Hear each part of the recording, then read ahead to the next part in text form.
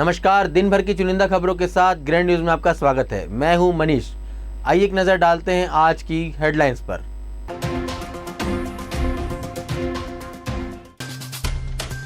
Rotary club द्वारा निःशुल्क कृत्रिम हाथ एवं पैर प्रत्यारोपण camp.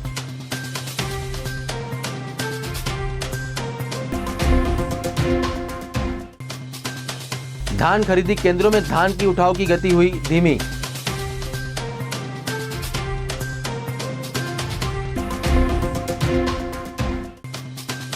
NRV club of Jagdalpur ने किया साल भर के कार्यों का दीप्ति चक्र का विमोचन।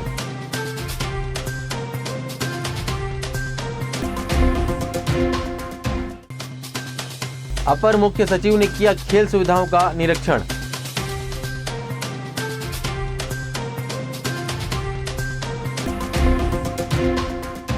आइए अब देखते हैं खबरें विस्तार से। ग्रैंड ग्रुप के एचआर हेड सौम्या बत्रा के जन्मदिन का पंडरी स्थित ग्रैंड विजन नेटवर्क दफ्तर में उत्साहपूर्वक मनाया गया। ग्रैंड ग्रुप के चेयरमैन गुरुचरण सिंह होरा की मौजूदगी में सौम्या बत्रा का जन्मदिन का केक काटा गया। इस मौके पर प्रेस क्लब अध्यक्ष दामू आंबेडारे, ब्यूरो चीफ संजय शुक्ला सहित अन्य कर्मी मौजूद थे। पंडरी स्थित ग्रैंड विजन दफ्तर में ग्रैंड ग्रुप के एचआर हेड सौम्या बत्रा का जन्मदिन मनाया गया। ग्रैंड ग्रुप के चेयरमैन गुरुचरण सिंह होरा की मौजूदगी में सौम्या बत्रा ने केक काटा। इस दौरान चेयरमैन होरा ने एचआर हेड के कार्यों की सराहना करते हुए कहा कि ऑफिस के कार्यों से लेकर मुख्यमंत्री ट्रॉफी समेत खेलों के विभिन्न आयोजनों में विशेष सहयोग देकर उन्होंने अपनी प्रतिभा दिखाई है। वहीं प्रेस क्लब अध्यक्ष और ग्रैंड न्यूज के स्टेट हेड दामू आंबेडारे ने भी एचआर हेड बत्रा को सभी कर्मियों की ओर से बधाई दी। ग्रैंड ग्रुप छत्तीसगढ़ के एचआर हेड, एडमिनिस्ट्रेशन हेड और हम सब की प्रिय सौम्या बत्रा जी का आज जन्मदिन है और हमारे ऑफिस के अधिकारी कर्मचारी इस दिन का बहुत दिन से इंतज़ार कर रहे थे और मेरे साथ दामू भाई और संजय शुक्ला जी भी हैं, बंटी गरोड़ी, घनश्याम जी भी हैं और पूरे लोग हैं ऑफिस के और सब चाहते थे ये जन्मदिन हमें इस बार ऑफिस में सेलिब्रेट करें। निश्चित रूप से सौम्या की जो कार्यशैली है वो सबको अपनी तरफ प्रभावित करने की है, आकर्षित करने की है। चाहे वो शतरंज का टूर्नामेंट हो, चीफ मिनिस्टर ट्रॉफी हो, चाहे टेनिस का हो, चाहे ओलंपिक का हो, चाहे हमारे संस्थान के कामों का हो, सब में उनकी उपस्थिति अलग से दिखती है। तो सबके बीच उनका स्नेह और प्यार बना हुआ है। उनके जन्मदिन के अवसर पे मैं अपने ग्रैंड ग्रुप परिवार की ओर से उनको बहुत बहुत बधाई देता हूँ। आज ग्रैंड परिवार की सदस्य सौम्या का जन्मदिन है और जन्मदिन के अवसर पर मैं ग्रैंड परिवार की ओर से इंजीनियर, फील्ड ऑफिसर, फील्ड और पत्रकार साथी और कैमरामैन की ओर से मैं सौम्या को हार्दिक बधाई और शुभकामनाएं देता हूं और हजारों साल तक जीने की मैं उनकी तमन्ना करता हूं।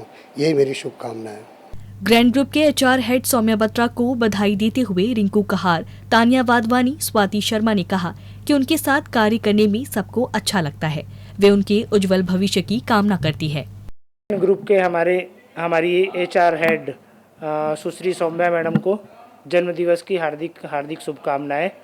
भगवान उनको आशीर्वाद प्रदान करे। हमारे सभी स्टाफ की तरफ से happy birthday to you. Grand group की एचआर सौम्या बत्रा को जन्मदिन की हार्दिक शुभकामनाएं, ताकि वो अपने जीवन में तरक्की करें, खुश रहें, बहुत सफलता प्राप्त करें और अपने जीवन में लक्ष्य प्राप्त करें और यही तरह आगे बढ़ते हैं। सौम्या को जन्मदिन की बहुत बहुत शुभकामनाएं। उसके साथ काम करके मुझे बहुत ही अच्छा लग रहा है। मैं उम्मीद करती हूँ कि उनका जीवन खुशियों से भरा हुआ हो। अपर मुख्य सचिव श्रीमती रेणु पिल्ले अपने एक दिवसीय प्रवास के दौरान जगदलपुर शहर में संचालित की जा रही खेल की गतिविधियों का निरीक्षण किया। उन्होंने निरीक्षण के दौरान कहा कि शासन द्वारा दी जा रही खेल सुविधाओं का लाभ खिलाड़ियों को निरंतर प्राप्त होना चाहिए। उन्होंने प्रियदर्शनी स्टेडियम दलपत सागर में क्या किंग केनाइन खेल की गतिविधि, धर्मपुरा क्रीड़ा परिसर के विकास कार्यों और पंडरी पानी में हॉकी स्टेडियम के विकास कार्यों का अवलोकन किया। इस दौरान कलेक्टर चंदन कुमार, मुख्य कार्यपालन अधिकारी जिला पंचायत प्रकाश सर्वे, लोक निर्माण विभाग के अधीक्षण अभियंता श्री AK सिंह, खेल एवं युवा कल्याण विभाग के सहायक संचालक राजेंद्र डेकाटे सहित अन्य अधिकारीगण उपस्थित थे। अपर मुख्य सचिव ने प्रियदर्शनी स्टेडियम में बैडमिंटन कोर्ट, जिम कक्ष, निर्माणाधीन नया बैडमिंटन हॉल, हैंडबॉल ग्राउंड सहित basketball, lawn tennis, football ground का निरीक्षण किया। फुटबॉल ग्राउंड में उपस्थित खिलाड़ियों और कोच से खेल सुविधाओं के संबंध में चर्चा की और खिलाड़ियों का उत्साहवर्धन किया। खिलाड़ियों ने बताया कि सुबह शाम प्रैक्टिस के लिए पहुंचते हैं, खेल सुविधाओं मिलने से अपने खेल में निखार ला रहे हैं। अपर मुख्य सचिव श्रीमती पिल्ले ने धर्मपुरा क्रीड़ा परिसर के निर्माण कार्य को जल्द पूर्ण कर हैंडओवर करने के साथ साथ खिलाड़ियों की आवासीय सुविधाओं के संबंध में चर्चा कर अधिकारियों को आवश्यक निर्देश दिए। उन्होंने दलपत सागर में प्रशिक्षण ले रहे खिलाड़ियों की सुविधाओं का भी जायजा लिया। पंडरीपाणी में संचालित की जा रही हॉकी स्टेडियम के विकास कार्य को जल्द पूर्ण करने के निर्देश दिए और खिलाड़ियों के लिए निर्धारित समय सारणी के अनुसार प्रशिक्षण और मैच आयोजन करने के निर्देश दिए। श्रीमती पिल्ले ने खिलाड़ियों को दी जा रही डाइट व्यवस्था व आवासीय सुविधाओं के संबंध में चर्चा की।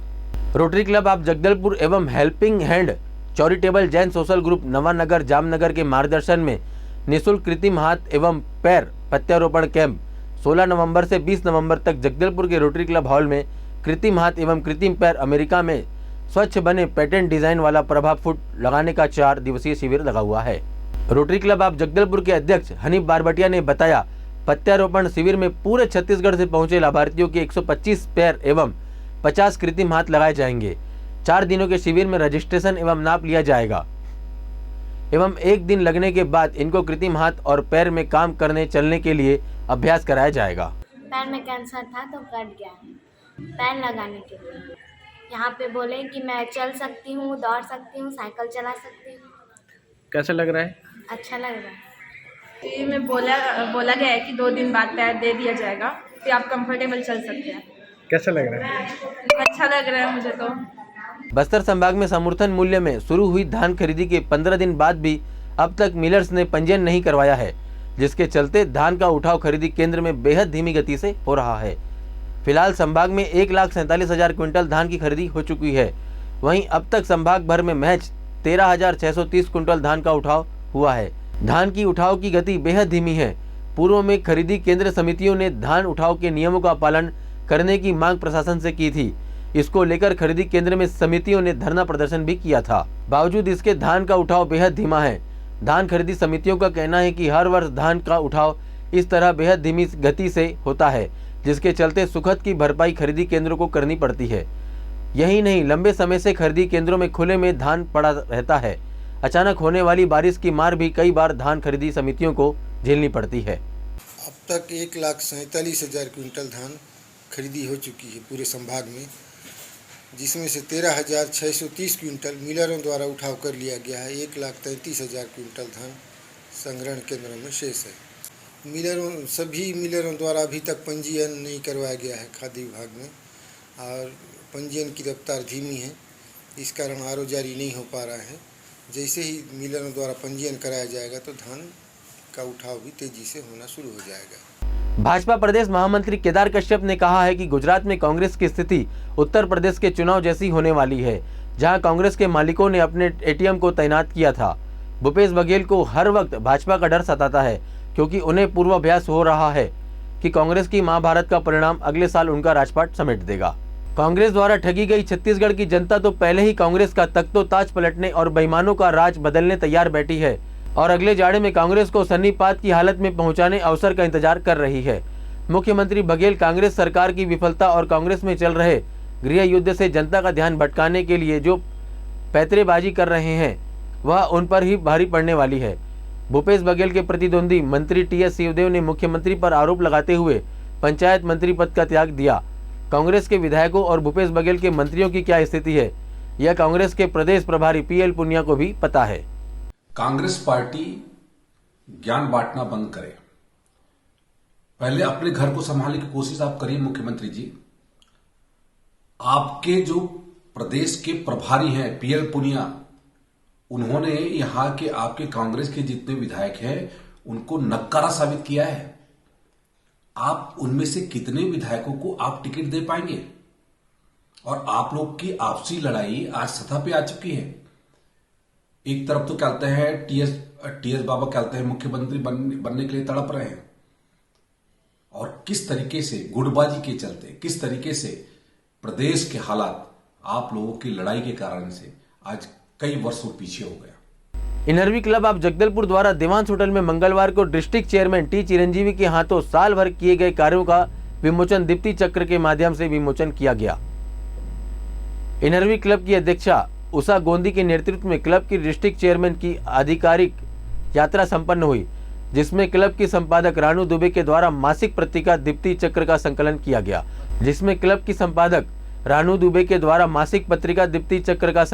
गया। जो क्लब की वार्षिक गतिविधियों तथा विचारों का आईना होती है। इनरवी क्लब ऑफ जगदलपुर द्वारा सचिव ममता राणा के माध्यम से साल भर किए गए प्रोजेक्ट को बताया गया, जिसमें डॉक्टरों का सम्मान, वृक्षारोपण, सोलर लैंप का अनुदान, 5वीं बटालियन में कैरियर काउंसलिंग, डिमरापाल हॉस्पिटल में निःशुल्क भोजन।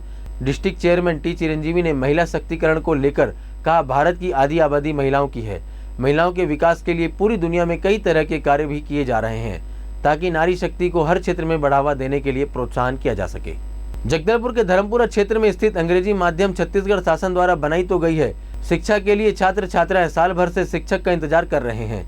जैसा कि विदित है कि विगत दिनों में स्वामी आत्मानंद उत्कृष्ट विद्यालय अंग्रेजी माध्यम के शिक्षकों की नियुक्ति के विषय पर हम सब परिजनों ने आपके समक्ष यह बात रखी थी कि धर्मपुरा जल्द से जल्द शिक्षकों की नियुक्ति की जाए, किंतु बार बार यही आश्वासन दिया गया कि कुछ दिनों के भीतर शिक्षक नियुक्ति कर सत्र प्रारंभ कर देंगे एवं पढ़ाई सुचारू रूप से प्रारंभ हो जाएगी। जुलाई 2022 से प्रारंभ होने के पश्चात भी आज प्रयत्न तक शिक्षकों की नियुक्ति नहीं की गई। यहाँ तक किसी भी विषय की पढ़ाई आज तक प्रारंभ नहीं हुई है एवं प्रशिक्षुक शिक्षकों के द्वारा कक्षाएं ली जा रही है। उनके स्तर की कल्पना ही की जा सकती है। छात्र छात्राओं का भविष्य अंधकारमय लग रहा है, जिसमें सभी कक्षाओं के छात्र के अलावा 10वीं बोर्ड के छात्र भी पढ़ाई से वंचित हो रहे हैं। उनका भविष्य अंधकारमय लग रहा है। हम पूरे ग्रुप आए पेरेंट्स का। आत्मानंद स्कूल के अंदर जो टीचर की भी नियुक्ति नहीं हो पा रही है कि 6 महीने से ऊपर हो गया समय, आधा सेशन निकल चुका है। जो हमारी सबसे मेन परेशानी यही है कि टीचर की नियुक्ति नहीं हो पा रही है।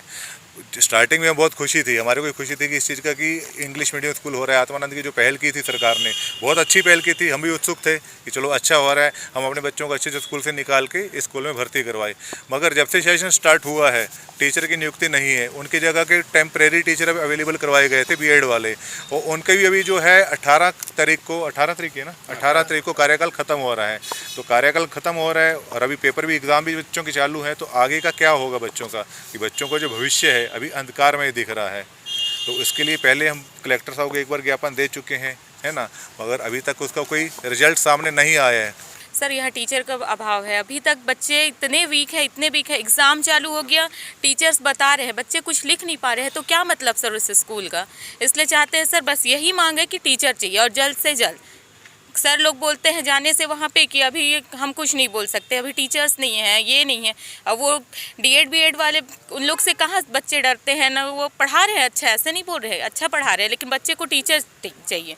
हमेशा वैकेंसी निकलता है आत्मानंद का कि हाँ जो भी अनुभवी हैं वो आवेदन कर भी रहे हैं, लेकिन उसका तो कोई अभी तक रिजल्ट पता नहीं चल रहा है सर, कोई टीचर ही नहीं आए हैं अभी तक। आप लोग अपनी समस्या लेके कहाँ हम कलेक्टर पहले तो स्कूल के टीचर से बात किए, अब वहाँ से हमको बोला गया कि हमारे हाथ में तो कुछ नहीं है, तो सर के पास आए, कलेक्टर सर के पास हम लोग सर। जगदलपुर पुलिस विभाग के द्वारा बाल सुरक्षा सप्ताह के तहत 14 नवंबर बाल दिवस से शुरू हुई यह कार्यक्रम 20 नवंबर तक चलेगी। इस कार्यक्रम का मुख्य उद्देश्य स्कूली बच्चों को अच्छा और बुरा से संबंधित जानकारी देना है। पुलिस विभाग के द्वारा शहर के 48 वार्ड के साथ ही आसपास के ग्रामों में शिक्षा स्कूली छात्र छात्राओं को जागरूक करना है और साथ बाल सुरक्षा विषय पर निबंध का आयोजन शौर्य भवन में किया गया। अन्य थाना क्षेत्रों में स्कूलों में जाकर बच्चों को POCSO act, good act, bad touch, बाल विवाह, बाल श्रम, साइबर अपराध से सुरक्षा, नशे से होने वाले दुष्प्रभावों के बारे में बताया गया। बच्चों को child helpline number 1098, police help desk 1800-123-6010 note करवाया गया। बच्चों के द्वारा यह कार्यक्रम के माध्यम से बहुत अच्छी जानकारी उन्हें प्राप्त हो रही है और बच्चे जानकारी प्राप्त करके बहुत प्रसन्न हैं। बेमेतरा के महिला एवं बाल विकास विभाग के परियोजन अधिकारी के खिलाफ आंगनबाड़ी कार्यकर्ताओं ने मोर्चा खोल दिया है। उनका आरोप है कि आंगनबाड़ी के कार्यकर्ताओं के द्वारा अधिकारी के द्वारा हमेशा दुर्व्यवहार किया जाता है। साथ ही उन्होंने यह भी आरोप लगाया है कि शासन की ओर से हितग्राहियों को बांटने के लिए राशन 4 माह पहले मिल चुका है और राशन रखे खराब हो रहे हैं, लेकिन अधिकारी वितरण नहीं कर रहे हैं, जिसके चलते राशन परियोजना कार्यालय में रखे खराब हो रहे हैं। साथ ही जब इस सिलसिले में उनसे बात की जाती है तो दुर्व्यवहार करते हैं। इन्हीं बातों से नाराज होकर आंगनबाड़ी कार्यकर्ता की जिला अध्यक्ष विद्या जैन के नेतृत्व में आंगनबाड़ी कार्यकर्ताओं ने कलेक्ट्रेट पहुंचे थे। इस दौरान जिला कार्यक्रम अधिकारी से मुलाकात भी हो गई और उन्हीं के सामने जमकर कार्यकर्ताओं की भी बहस हुई। अधिकारी ने जैसे ही मीडिया को देखा तत्काल पीछे के दरवाजे से चले गए। वहीं कलेक्टर ने कहा कि शिकायत प्राप्त हुई है और जिला कार्यक्रम अधिकारी को जांच के निर्देश दिए गए हैं। मानदेय जो सितंबर महीना से आया है वो अभी तक और बाकी मानदेय नहीं मिला है। अतिरिक्त मानदेय 2000 आता है, वो मतलब कट ही रहा है उसको, तो जो कट गया वो एक बार उसको पैसा नहीं मिलता। गर्म भोजन है, महतारी जतन है, मानदेय है, ईंधन है, कोई भी पैसा का सही समय पे भुगतान नहीं करते और अधिकारियों को मनमानी वसूली चलता है यहाँ। जैसे यहाँ कनक पटेल है, महेंद्र शर्मा है, बेमेतरा लोकल का बता रही हूँ मैं, वहाँ उन लोग से अवैध वसूली मतलब कार्यकर्ताओं से करते हैं। तो सब कार्यकर्ताओं बहनों में बहुत ज़्यादा रोष व्याप्त है। अगर इनका जो भी अधिकारी 5 साल हो गया है बेमेतरा में महिला बाल विकास का ऑफिस में, उनको तत्काल जिला में अन्यत्र किया जाए। और रही बात ये सहायिकाओं का है, ईंधन का पैसा भी बहुत समय से 2 साल से रुका हुआ है, कार्यकर्ताओं का भी पैसा रुका हुआ है। और बेमेतरा लोकल शहरी क्षेत्र में ऐसा है, जो भवन बना हुआ है वो भवन को अभी तक हैंडओवर नहीं हुआ है। कार्यकर्ताओं को 700 रुपये में मकान किराया लेना यहाँ बहुत दिक्कत है। तो मैं शासन प्रशासन से निवेदन करना चाहती हूँ कि बहनों की समस्याओं को गंभीरता से लेते हुए उन तत्काल भवन निर्माण कराई जाए। और यह जो आटा आया है गर्भवती शिशुवती या बच्चों के लिए, वो आटा का वितरण अभी यहाँ लोकल बेमेतरा में नहीं हुआ है। मैं चाहती हूँ कि आटा का भी वितरण हो, या आप लोग से निवेदन करना चाहती हूँ कि आटा गोदाम में रखा हुआ है उसको देखना चाहिए जाके। जैसे बर्तन, कोई भी बर्तन या कोई सामान आता है उसको ले जाने के लिए भी यहाँ अवैध वसूली 200-400 रुपया का डिमांड किया जाता है। देखिए, ये बातें थोड़ी जांच का विषय हो सकता है। कई बार ऐसा भी होता है कि लोगों को उनकी कमियों को दुरुस्त करने भी कहा जाए, तो इस तरह की बातें आती हैं। पर ये विशेष बात है, इसको मैं डीपीओ से इसकी जानकारी लूँगा। उसके संबंध में मैंने बीज विकास निगम के अधिकारियों से बात किया है और ये बुनियादी जिम्मेदारी बीज विकास निगम की है। उनको कहा गया है आज की मीटिंग में कि तत्काल अपने वरिष्ठ कार्यालय से संपर्क स्थापित कर इसका वितरण सुनिश्चित कर। आरंग के ग्राम लखौली स्थित 27 BMMCC रायपुर के ट्रेनिंग सेंटर में इन दिनों इंटर ग्रुप कंपटीशन का आयोजन किया जा रहा है। इसके अलावा रिपब्लिक डे कैंप और एनुअल ट्रेनिंग कंपटीशन के लिए प्रशिक्षण शिविर का आयोजन किया जा रहा है, जिसमें मध्य प्रदेश तथा छत्तीसगढ़ के लगभग 400 कैडेट शामिल हैं। 8 दिवसीय प्रशिक्षण कार्यक्रम में रायपुर ग्रुप के अलावा भोपाल, इंदौर, सागर, ग्वालियर और जबलपुर ग्रुप के NCC कैडेट शामिल हैं। कंपटीशन और प्रशिक्षण शिविर में आए कैडेट्स में से 111 कैडेट्स का चयन किया जाएगा, जो 31 दिसंबर को प्रशिक्षण के लिए दिल्ली जाएंगे। इसके अलावा इस कैडेट्स में से कुछ का चयन दिल्ली में होने वाले यूथ एक्सचेंज प्रोग्राम में किया जाएगा। उसके बाद से ये कैडेट्स दूसरे देश में आयोजित होने वाले यूथ एक्सचेंज प्रोग्राम में देश का प्रतिनिधित्व करेंगे।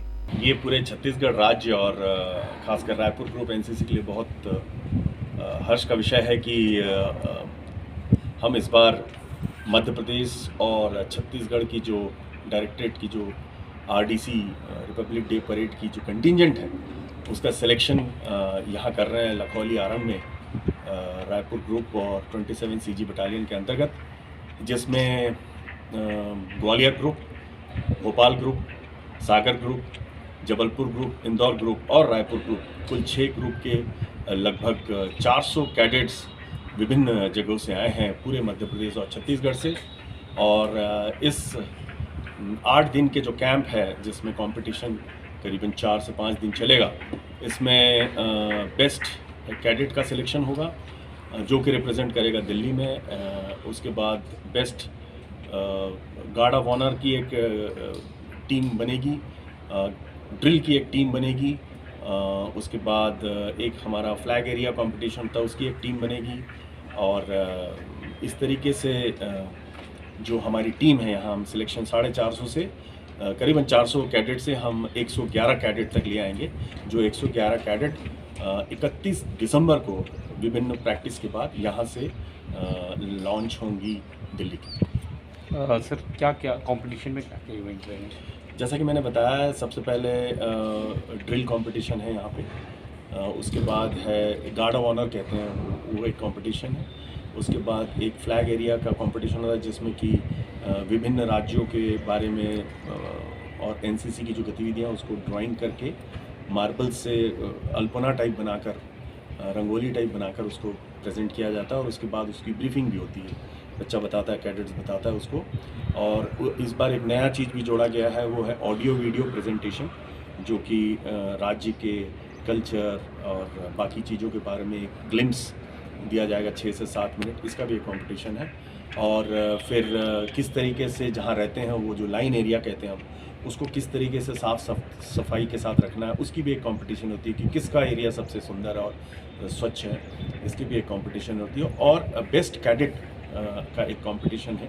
एक और कंपटीशन है जो कंपटीशन से बाहर है बट सिलेक्शन प्रोसेस हम यहाँ कर रहे हैं, वो है यूथ एक्सचेंज प्रोग्राम। बच्चों को यहाँ से सिलेक्ट किया जाएगा जो दिल्ली में जाएंगे और दिल्ली में फिर सिलेक्शन होगा, और जब इनका सिलेक्शन हो जाएगा तो अगले साल ये दूसरे देश जैसे ऑस्ट्रेलिया हो गया, बाकी देश हैं जैसे ब्राज़ील हो गया। ग्रैंड न्यूज़ में आज बस इतना ही। कल फिर आपसे कुछ और खबरों के साथ मुलाकात होगी। तब तक के लिए दीजिए इजाज़त। नमस्कार।